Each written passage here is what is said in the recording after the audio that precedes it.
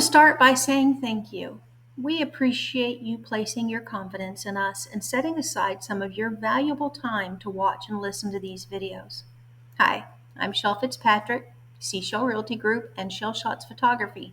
That's right, I'm wearing two hats today, and I'll be speaking to you as your realtor and your photographer. I'm super excited, and I bet you're going to hear that passion in my voice later. The information I'm going to share with you was originally geared towards staging and preparing for a photo shoot, but it lends itself well to showings. While you're making the rounds through the house, it's a great time to prepare for an inspection and think about that required seller's disclosure and a likely subsequent appraisal, which is good and attaches to the property for 6 months, by the way. This is probably a good time to mention that you should gather any receipts for repairs and transferable warranties that you may have and set those aside for the appraisal folder and the buyer. Now today I'm going to start with inspections, and then I'm going to move to preparing for a shoot, which will essentially be the same as preparing for showings. And then as a bonus, if you're still with me, I will move into tips and tricks that I picked up through my training on staging and interior design. Inspections. The main focus is on these systems: structural, electrical, HVAC and vents, plumbing, and appliances. Now the inspector is not looking at the age or the style or how pretty they are, but that it's functioning as intended and is safe. So think safe, sound, and sanitary. Now if you have more questions about inspections, check out my video, For Your Protection, Get a Home Inspection.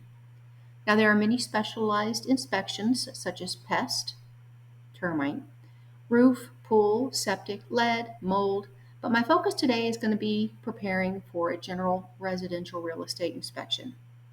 Let's start by making sure that all systems are accessible, as the inspector will not move personal items in order to access the systems for inspection. The inspector will mark items as inspected, not present, or deficient. Our goal is either not present, as in you don't have it, or inspected, as in it was inspected and there were no issues.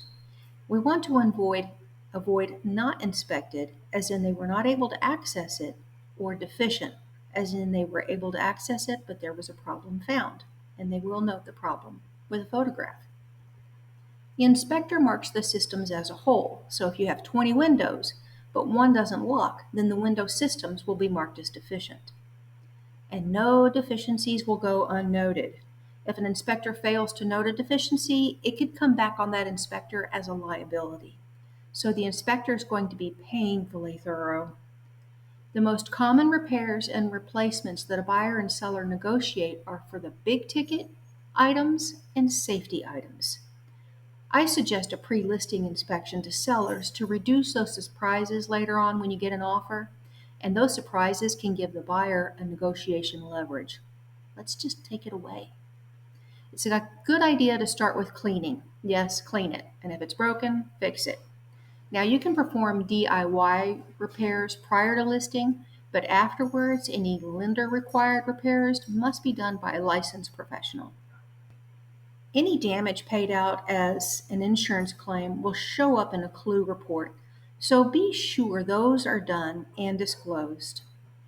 Take time to thoroughly clean, replace, and repair broken items, and that shows that you're a serious seller. And this will give you a strategic advantage on the market. Now, I'm not an inspector or an appraiser, but I've seen a few. And I'm hoping that these tips that I've picked up along the way will help prepare you for market inspection and appraisal. By the way, if you have more questions about minimum guidelines by HUD, you can just Google it. Structural systems. Structural includes foundation, framing, roofing. Attic and crawl spaces should be accessible. Exterior grading and drainage. My suggestion is to cut trees about 3 feet away from the home, shrubs about 4 to 6 inches away from the house. Make sure that water drains away from the house and ensure that downspouts extend about 18 inches away from the house. There should be no pooling. Mulch and other ground cover, it should be about 4 inches below the top of the foundation. Roof covering and attic, think a minimum of 2 years remaining life on these and other systems.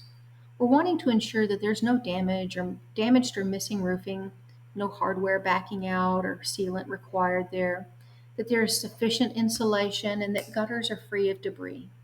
Walls, I cannot begin to stress the importance of a fresh coat of paint. Possible exterior, definitely interior, property depending. This is one item that I feel could realize return on investment or at a minimum result in less time on market. Fresh paint is a courtesy, one that you would expect when buying. And not only does it neutralize color, but also odors. Address wood rot, chipping, peeling paint, disclose lead-based paint, and repair any holes.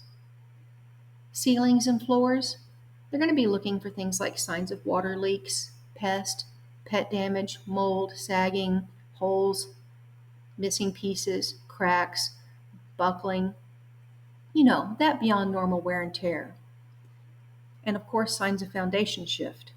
I encourage pest control prior to listings. Doors, make sure they have proper locks and that the key works from the exterior, not the interior. And try to remedy any creaking or sticking. Windows, let's make sure they're not broken, that the locking mechanisms function, that the windows open and close, and ideally rescreened if the screens are damaged. The stairway, we want to make sure that there are no loose risers or treads and that we have graspable rails. It's sturdy and that the balusters are no more than about 4 inches apart. Fireplaces, they're looking for signs of leaks. They want to make sure they're clean, and this is probably a good time to have a chimney sweep come out. We want to make sure that that flue is functioning. Porches, balconies, decks, hopefully those were built to code. We're looking for signs of rot, pest damage, exposed nails or screw heads, proper rails, and that the balusters are safe. We just want to make sure that they're sturdy and there's no wood rot. Electrical. Make sure the breaker panel is accessible. You're often going to see them require GFCI outlets anywhere near water, so kitchens, baths, laundry rooms, and any exterior outlets should have covers. Make sure that any fixtures or outlets are caulked where appropriate. Make sure that the lights and the fixtures are working. And here's my opportunity to say that if you're replacing light bulbs, aim for 2700 white Kelvin and that they're all matching. Your photographer will thank you. Heating and air conditioning, clean those vents, replace those filters, and if you have an annual service contract, have them come out for the seasonal cleaning. Plumbing, water should flow in and out efficiently. Hot and cold should function, no leaks, no signs of damaged fixtures, caulk or seal where appropriate, especially in those bathtubs and showers. The water heater, consider flushing it. It should heat to a proper temperature efficiently but not be scalding. Appliances, clean them. Clean the vents, replace the lights, and even clean the refrigerator. Now, as you recall, fixtures, anything glued, screwed, nailed, or otherwise built in, convey along with their accessories. The fridge isn't one of them, and although I'm sure you're taking it with you, trust me, buyers are going to look in there and see how you keep house. And they're going to pass judgment. Make sure they're all functioning. The inspector sure will. Garage door, if it's electric, it should open, close, and stop if it hits something. That's called reverse resistance. Also make sure it has a locking mechanism. Dryers, be sure and blow those exhaust vents out. This is a great time to consider a home protection plan, and you guessed it, I have a video on that too. Insurance covers the structure, but the warranty covers things that insurance does not.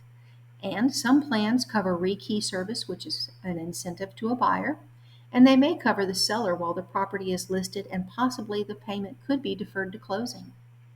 As always, on the seller's disclosure, we're going to be honest, and everything that's disclosed or discovered in the inspection will be attached to the seller's disclosure. But with a little bit of elbow grease, it's a great return on investment and yields a seller's disclosure you can be proud of.